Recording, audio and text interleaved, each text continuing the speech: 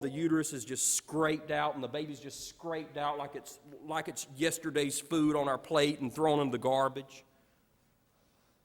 There's the suction method, which the cervix is dilated and then the baby and the placenta are just sucked down into a jar. There's the saline injection where the fluid surrounding the baby is removed and replaced with a salt solution, and it takes about an hour for that salt to eat away on the inside of that baby as it breathes that solution in, and it slowly kills that baby. There's what was not long ago recently banned, what we know as the partial birth abortion. In 2007, the Supreme Court decision, Gonzalez versus Carhart, upheld the federal ban on that procedure, and thank God. But I want you to know that was the most barbaric thing you could ever imagine, where a baby is delivered breech, which means feet first. And just before the head comes out, a pair of surgical scissors are stuck in the base of the skull of that child, and that child is killed. The skull is collapsed so that it can be removed more easily from the woman. Folks, that is barbaric. And from 1992 to 2007, we were doing that and paying doctors to do it right here in the good old United States of America. But the problem is so many of those babies started being born alive and had to be discarded and walked away from until they finished dying that outrage came. And there are forces right now working to get it back, though. It's barbaric. But I just want to talk to you for just a minute about being reasonable about this issue, because I understand that it's such a hot topic. And look, I understand that it's so hard, because I know there are people who have been through it. And if you've been through it, I want you to know that God can forgive you and God can cleanse you from that, and it'll be as if it never happened again. So I'm not here to beat up anybody, but I can't not speak up for the unborn because so many have done things that they regret. As a pastor of the Word of God, one of the most important things we do is speak up for those who can't speak for themselves. And so if you've been through that, my heart goes out to you, and I just want you to know that God can forgive you for that. And there are so many in our churches, you're not alone, who've went through this, but know that God will forgive you. But let me just reason with you for a moment. Abortion is unreasonable because it really denies the real reason behind all of this.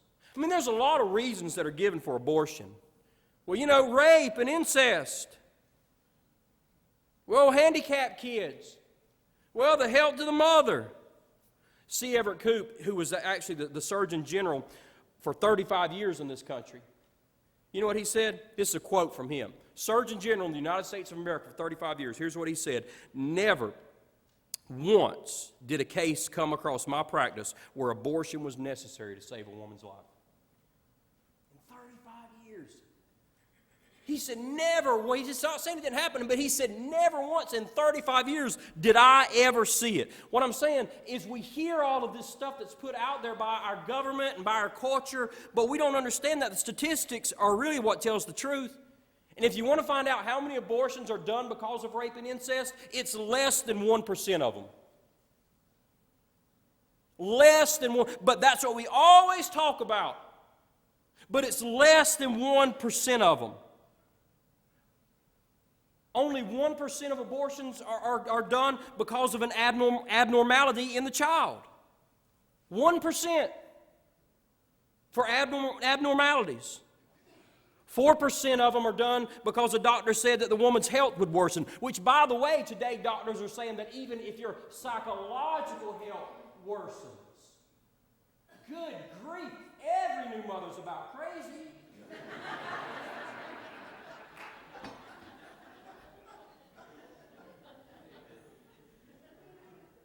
But now they're even saying, well, your health is at risk even if it's psychological. 50% of them didn't want to be in a single-parent relationship or didn't want to be in a relationship with the person that they had the child with. 66% of people getting abortions say, well, I just can't afford it. 75% of them say that this child would interfere with my life.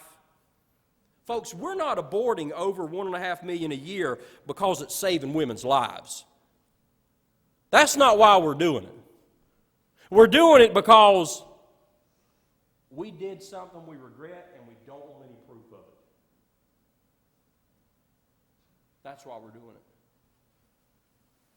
So don't let all of this emotionalism and all of these things these people are saying get to you. Now, there are some tough questions, I think, that as a pastor and as the church, we need to be willing to answer.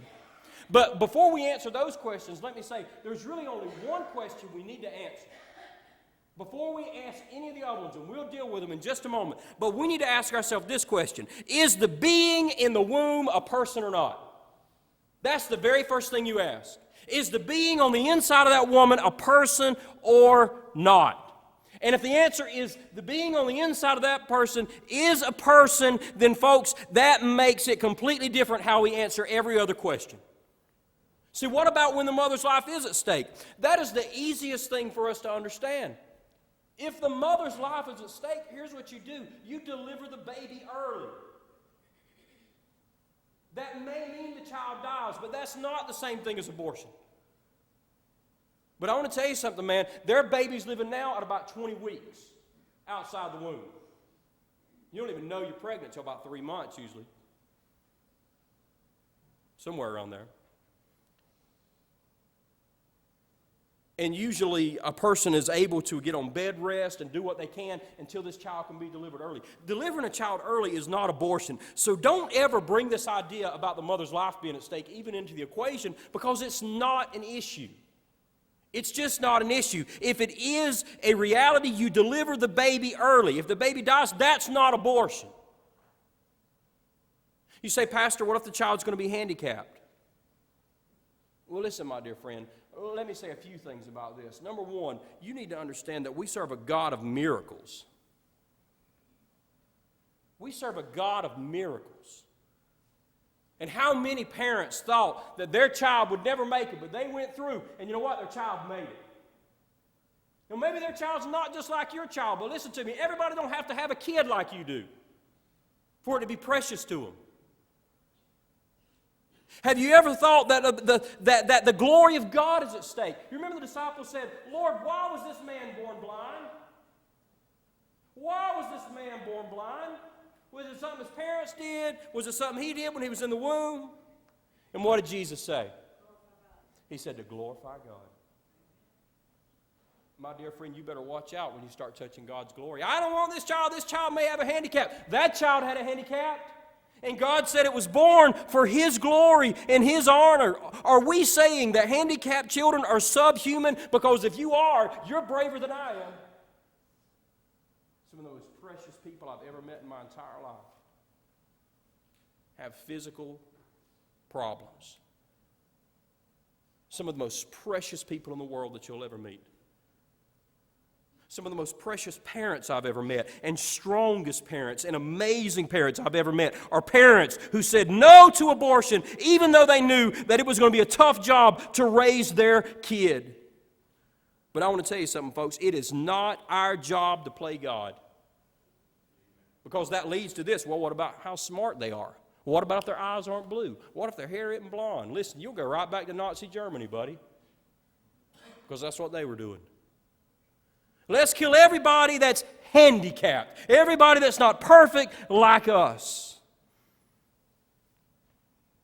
A tough question of handicap, but I want you to understand the question is the being a child or not? Not is the child going to play football or the flute.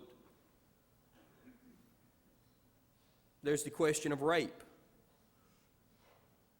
There was a poll given out there, and this was an interesting poll to me, and I bet you'd answer this in the same way. The question was this: is it okay to execute a pregnant woman? Let's say a woman was on death row, found out just before the execution she was pregnant. The poll question was asked, would it be okay to execute her? 99% of the people polled said it would not be okay to execute a pregnant woman. Now, we know why, because you said, why would you punish the baby for the mother's sin? Right? The baby didn't do what the mother did. Don't execute the baby. Let the baby be born. Then go on to execution, right? We're reasonable people. But I want to turn that around on you. I want you to think for just a minute. If you agree with that, because you don't want to punish the child for the mother's sin, why would you want to punish the child for the father's sin in the issue of rape? So it's okay to punish the baby for the father's sin, but it's not okay to punish the baby for the mother's sin.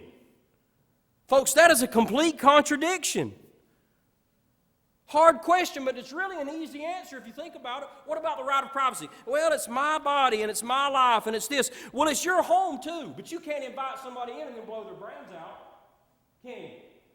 You can say, come on into my home. Yeah, I'm opening the door. Come on in. You're in jail, buddy. Listen to me. When you invite somebody into your home, ladies, you don't have the right to kill them. You don't have the right to kill them.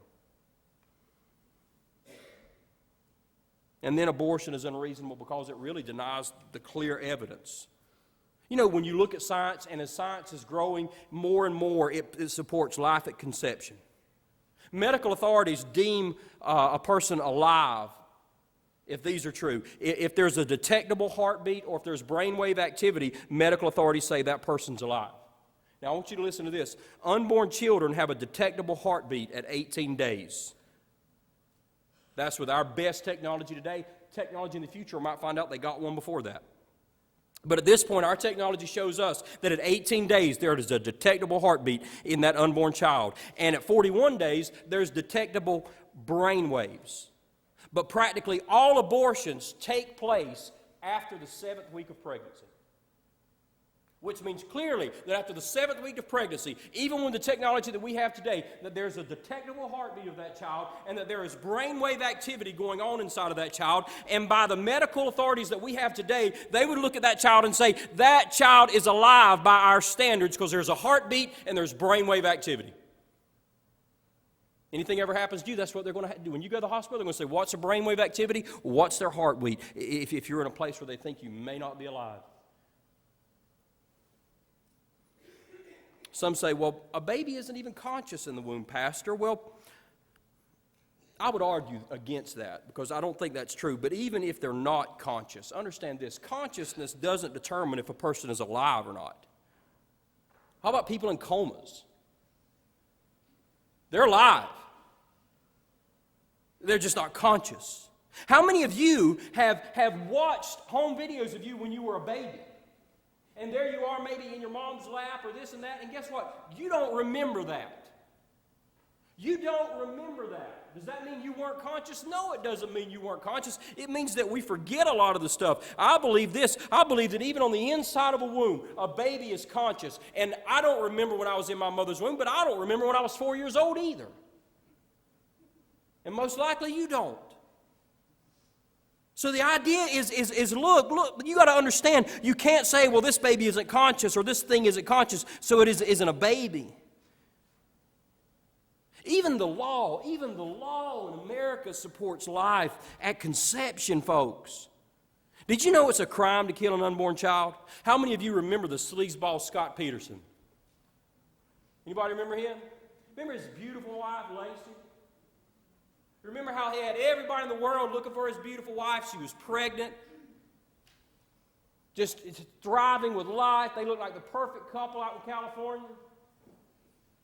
And they found out what really happened. Scott Peterson had killed his wife, dumped her in the water, and their unborn child. When Scott Peterson went to trial, he was convicted with two counts of murder. The murder of his wife and the murder of his unborn child. And he was sentenced to death for murdering his wife and murdering his unborn child. Now let me ask you a real dumb question, folks. How in the world can the law find a man guilty of killing an unborn child and sentence him to death and at the same time legalize the killing of unborn children? That makes no sense. It basically says this, well, if you want to keep the child, it's a person. If you don't want to keep the child, it's not a person. That's not logical, folks. I don't care who you are, what party you belong to, that is not logical thinking. And when you think about all the great measures we go through to save the lives of premature children, isn't this ironic that on one end of the hospital, you've got doctors doing everything they can to save the life of a 20-week-old baby that was delivered early? They're doing everything they can to save his life. And on the other end of the same hospital, they're doing everything they can to end the life of a 20-week-old baby. Do we not see the contradiction here? Can we just kind of forget all the political rhetoric and forget all of the emotionalism and just stop and be reasonable about this situation? Great measures are taken to save the lives of unborn children. You know why? Because we know they're humans. We know they're humans. And I think, finally, it's unreasonable because it really denies the real problem. What is the problem in America, church? The problem in America really is this: we're an irresponsible people. We're an irresponsible people. I mean, we don't teach, we don't train, we don't watch our young people.